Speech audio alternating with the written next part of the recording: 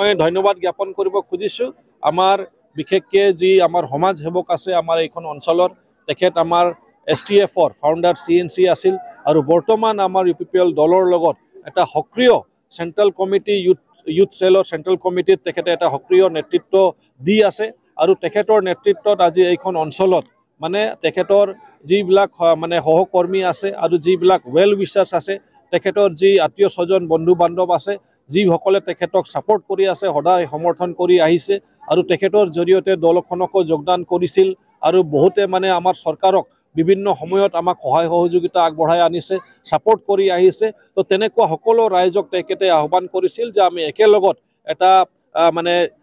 gate together কৰিম একেলগত লগালগি হ'ম যাতে একেলগত আমি এই নতুন বছৰত সকলোকে এটা শুভেচ্ছাও যাতে জ্ঞাপন